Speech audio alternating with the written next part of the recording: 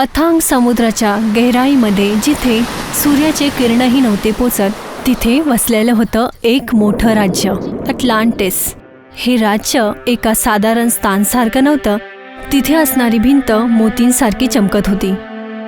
पाण्यामध्ये नाचत असणारे इंद्रधनुष्यसारखी मच्छी जीवनातलं संगीत रचत होती.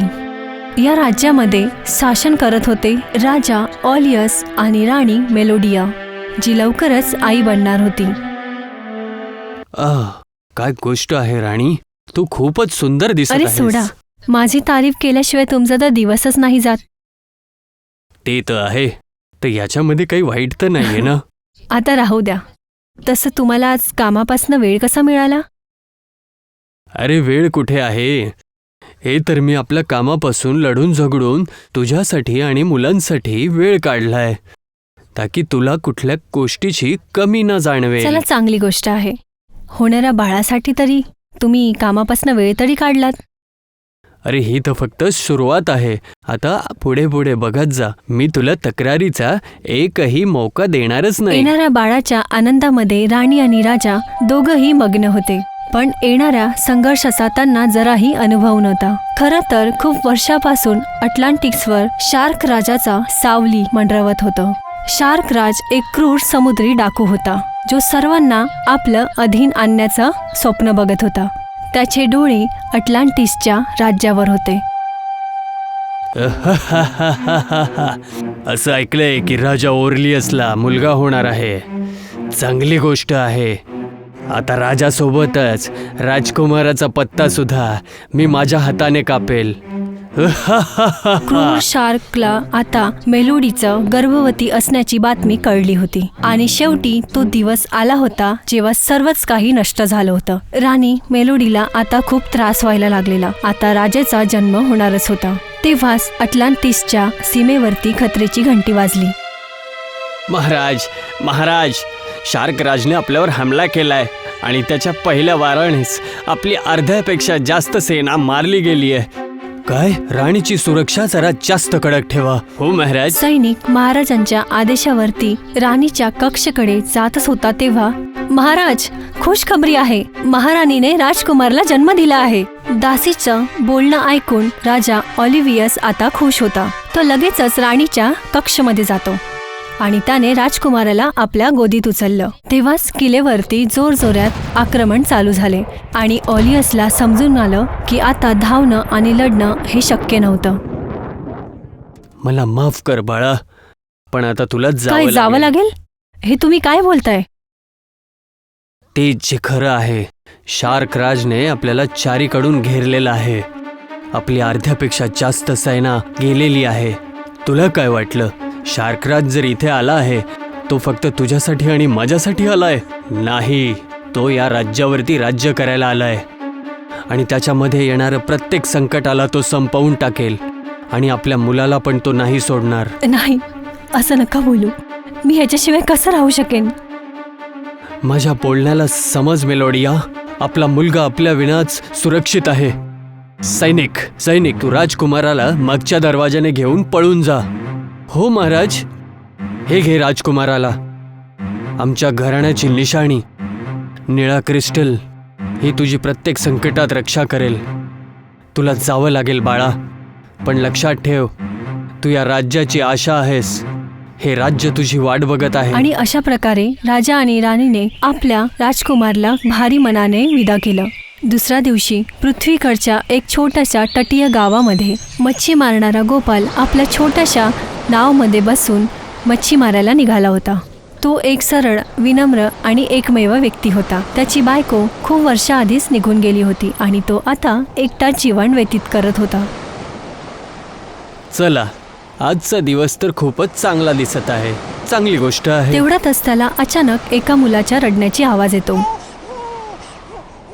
अरे, हे बाळाच्या रडण्याचा आवाज कुठून येत गोपाल आहे? आपली नाव सोडून किनाऱ्याकडे जातो.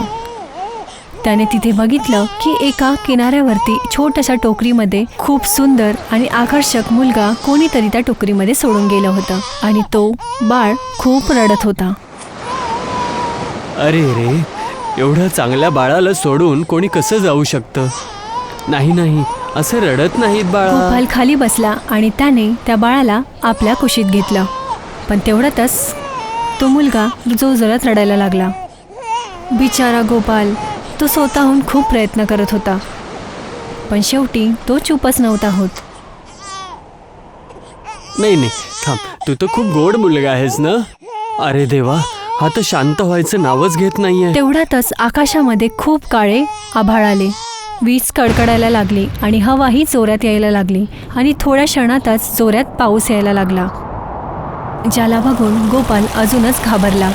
तो मुलाला घेऊन उठणारच होता तेवढ्यातच समुद्रातून एक मोठीशी लाट त्याच्याजवळ आली आणि त्या लाटेने बाळाच्या पायाला स्पर्श केला आणि तेवढ्यातच चमत्कार होतो. त्या लाटेच्या स्पर्शने तो बाळ एकदमच शांत होतो आणि पाऊसही थांबतो. समुद्राच्या लाटांच्या स्पर्शाने तर हा शांत तेवढ्यातच झाला. अचानक गोपालच्या चेहऱ्यावरती काहीतरी चमकतं. त्याने बघितलं, त्याच्या गळ्यामध्ये एक निळ्या कलरचा क्रिस्टल होता. त्याला बघून तो समजला की हा एक साधारण मुलगा नाही आहे. अरे हे काय, निळा क्रिस्टल? असं वाटतंय हा काही साधा मुलगा नाहीये. पण याला इथे कोण सोडून गेलं असेल? जाऊ दे, जे पण असेल, जोपर्यंत तुला कोणी वापस घेऊन जायला येत नाही तोपर्यंत तू माझा मुलगा आहेस. माझा मुलगा नीर. शेवटी समुद्राच्या राजाला एक सहारा मिळाला होता. गोपाल त्या बाळाला लगेचच त्याला आपल्या घरी घेऊन येतो आणि त्याला आता मोठ्या प्रेमाने तो वागवायला लागला. बघताच बघता वेळ निघून जाते आणि नीर खूप मोठा होतो आणि सोबतच त्याची शक्तीही वाढायला लागली. ये हुर्रे, हे घ्या, मी चाललो. अरे रे, लक्ष दे नीर. मी ठीक आहे बाबा. हो, पण आरामाने. समुद्रामध्ये मोठे मासे असतात. अरे त्यांना काय घाबरायचं, ते तर माझे मित्र आणि आहेत. बस, नीरची ही गोष्ट सगळ्यांपासून त्याला वेगळं बनवत होती. नीर फक्त समुद्रामध्ये पोहतच नव्हता, तर शार्क आणि डॉल्फिन सोबत मैत्री सुद्धा करायचा. त्यांच्यासोबत त्या समुद्रामध्ये मोठ्या मोठ्या उड्या सुद्धा मारायचा. समुद्रासोबत खेळायचा. त्याला असं वाटायचं की समुद्रासोबत त्याचं खूप गहिरं नातं आहे. बाबा, हे घ्या, माझं आजचं काम पूर्ण झालं. अरे वा, आज तर तू खूप मासे पकडलेत. खूप छान बाळा. चल आता घरी जाऊया. गोपाल सर्व मच्छी त्याच्या टोकरीमध्ये टाकून तिथून निघतो. तेवढ्यातच अरे बाळा, काय झालं? चल, त्या समुद्राकडे काय बघत आहेस? काही नाही बाबा, पण काय माहिती, जेव्हा पण मी समुद्रातून पोहून घरी जायला निघतो तेव्हा असं वाटतं की मला कोणीतरी बोलवत आहे, आवाज देत आहे. नीरचं बोलणं ऐकून गोपाल खूप हैराण होतो. पण थोड्या वेळातच त्याने त्या गोष्टींना दुर्लक्ष केलं. त्याला असं वाटलं की ते नीरचं भास होता. पण आता गोपालला कुठे माहिती होतं की नीरच्या डोक्यावरती असणारा प्रचंड मोठा त्रास आता तो परत त्याच्याकडे येणार होता. शेवटी मी अटलांटिसला मिळवलंच. पण एवढे वर्ष निघून गेल्यानंतर सुद्धा मला सुखच भेटत नाहीये.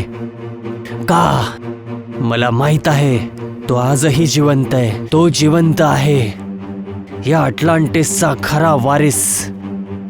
तुमचा त्रास मला माहित आहे, पण तुमच्याकडे अजूनही वेळ आहे आणि तुम्ही त्याला रस्त्यामधून काढू शकता.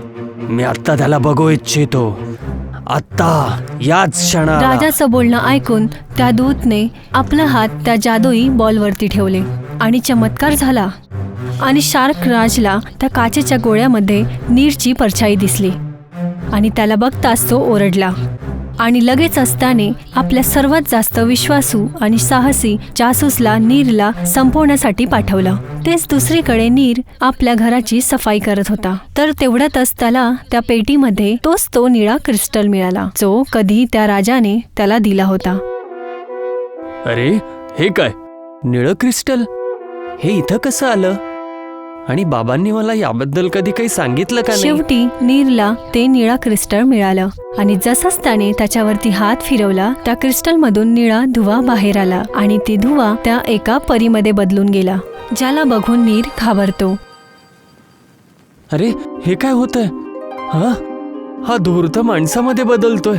वाचवा, मला कोणीतरी वाचवा. ओरडायची गरज नाही आहे. मी एवढी पण भीतीदायक नाही आहे राजकुमार. काय? राजकुमारी? एक मिनिट, तू बोलू शकते? आणि तू कोण आहेस? आणि तुझे एवढे मोठे पंख काय आहेत? आणि मी कोण आहे? एकत्र एवढे प्रश्न नका विचारू, मी घाबरून जाईल. आणि राहिली गोष्ट तुमची, तर मी खरं बोलते. तुम्ही राजकुमार आहात, ऑलियसचे राजकुमार, जे आजपर्यंत गुमनामीमध्ये जगत होते, ज्याचे राज्य आजही ऑलियस शोधतोय. काय? ऑर्लियसचा राजकुमार? नियाचं गोष्ट ऐकून नीर हक्काबक्का होऊन जातो आणि वर्षांपासून लपलेलं सत्य आता त्याच्या समोर आलं होतं.